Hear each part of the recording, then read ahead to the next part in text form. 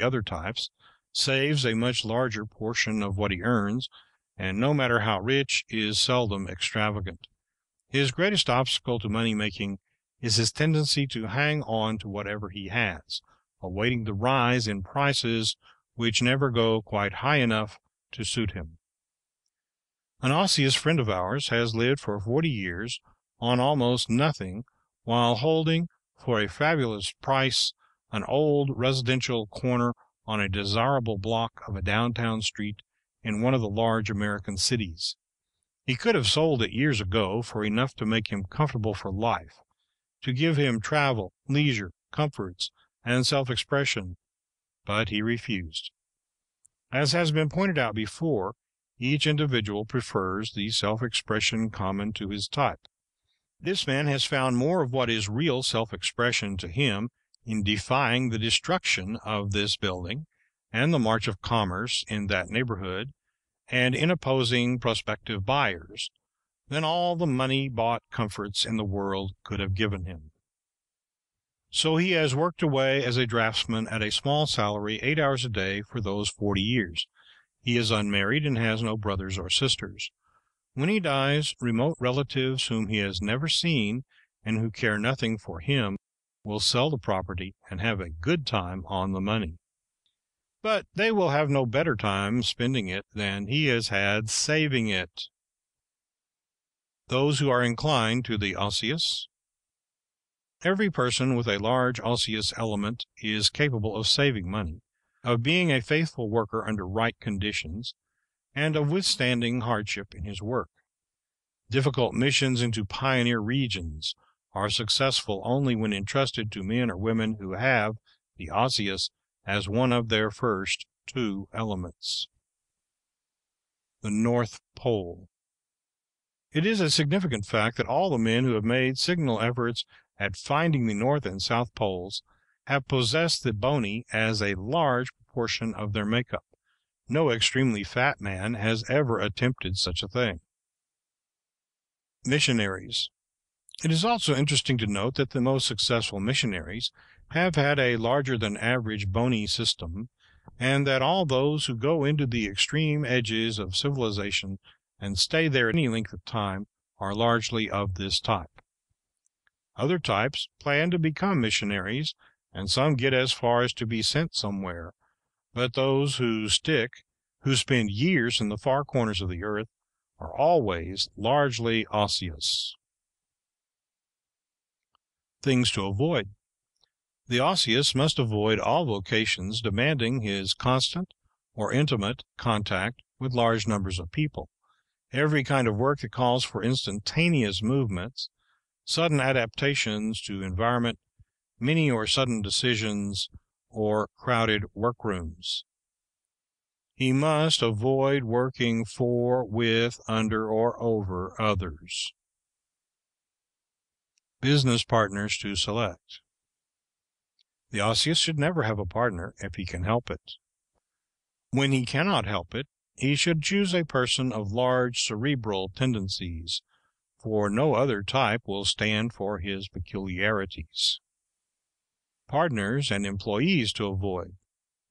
He should avoid above all things a partner who is osseous like himself. An osseous always knows what he wants to do, how he wants to do it, and when. And one of the requirements with him usually is that it must be the opposite of the thing, manner, and time desired by the other fellow. So in business, as in marriage, 2 osseous people find themselves in unending warfare. He should avoid the osseous employees also for the same reasons, and choose the only types that will submit to his hard driving. Bosses to avoid. The osseous should never work for a boss when he has brains enough to work alone. He is so independent that it is almost impossible for him to take orders, and the contrary streak in him runs so deep that he is just naturally against what others want him to do. He is the most insubordinate of all types as an employee, and as a boss is the most inexorable.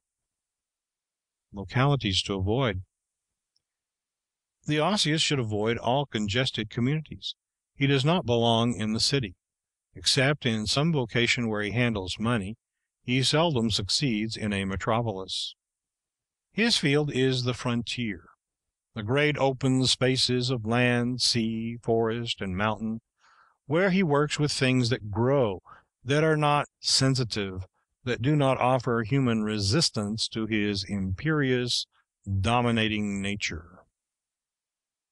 Vocations for pure Osseous: farming, stock raising, lumbering, lighthouse keeping, open sea fishing, hardware, saw milling, and all pioneering activities are the vocations in which the unmixed Osseous succeeds best. For Osseous alimentives: work as a farmhand, sheep or cattle herder, or truck gardener are the lines in which this combination succeeds best. He can do clerical work also. For Osseous thoracics: agriculture, carpentering, railroading, mining, office law, electrical and chemical engineering are the first choices for this combination. Both men and women of this type succeed on police forces also. For Osseous cerebrals: the invention of intricate mechanical devices is something in which this combination often succeeds. Other lines for him are those of statistician, mathematician, proofreader, expert accountant, genealogist, and banker. Part 5. Vocations for cerebrals. The cerebral man or woman can never be happy or successful until he is in work that deals with ideas. But his planning is often impractical, and for this reason he does not succeed when working independently as does the Osseous. Capitalizes his cerebrative instinct.